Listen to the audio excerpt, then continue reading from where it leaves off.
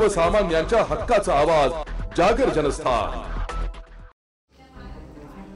नाशिक त्र्यंबकेश्वर येथील पत्रकारांवर झालेल्या हल्ल्याचा धुळे जिल्हा मराठी पत्रकार संघातर्फे तसेच प्रिंट आणि इलेक्ट्रॉनिक माध्यम प्रतिनिधींतर्फे जाहीर निषेध करण्यात आलाय। या संदर्भात जिल्हाधिकारी कार्यालय आवारात हल्लेखोरांविरुद्ध कठोर कारवाईची मागणी करीत पत्रकार संघाचे अध्यक्ष मनोज गर्दे यांच्या नेतृत्वाखाली निदर्शने करण्यात आली आहे। याविषयी प्रशासनाला देण्यात आलेल्या निवेदनात पत्रकार संघाने म्हटले की नाशिक येथील त्र्यंबकेश्वर येथे वृत्तांकनासाठी जात असताना स्वामी समर्थ केंद्र जवळ असलेल्या पार्किंगवरील गुंड प्रवृत्तीच्या कर्मचाऱ्यांकडून नाशिकमधील इलेक्ट्रॉनिक माध्यमांच्या प्रतिनिधींना बेदम मारहाण करण्यात आली। या हल्ल्यात ज्येष्ठ पत्रकार योगेश खरे, अभिजित सोनवणे, किरण ताजने हे गंभीर जखमी झाले। किरण ताजने यांना उपचारांसाठी अपोलो रुग्णालयात दाखल करण्यात आले। या हल्ल्याचा धुळे जिल्हा मराठी पत्रकार संघ तीव्र निषेध करीत आहोत। हल्लेखोर गुंडांवर पत्रकार संरक्षण कायद्यानुसार कठोर कारवाई करण्यात यावी अशी मागणी या निवेदनाद्वारे आपल्या मार्फत महाराष्ट्र शासनाकडे करीत आहोत। कृपया आमच्या मागणीवर शासनाने तातडीने कार्यवाही करावी असे निवेदनात नमूद केले।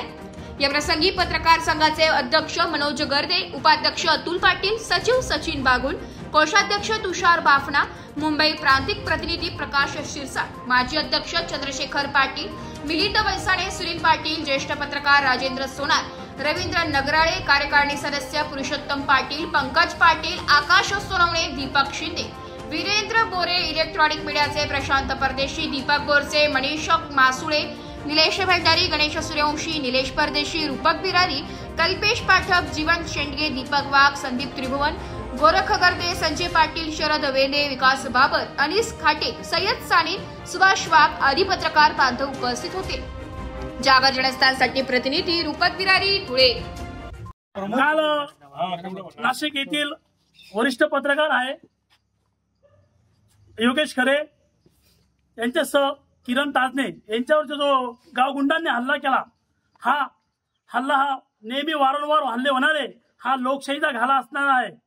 या ज्या पत्रकार हा समाजासाठी अन्याय अत्याचार अहोरात्र मेहनत करत असतो आणि आता बातम्याचे गोळा करण्याचं वृत्त संकलन करण्यासाठी गेलेले असताना त्या ठिकाणी पत्रकारांवर जो हल्ला करण्यात आला त्या गावगुंडांना कठोरात कठोर शासन झालंच पाहिजे।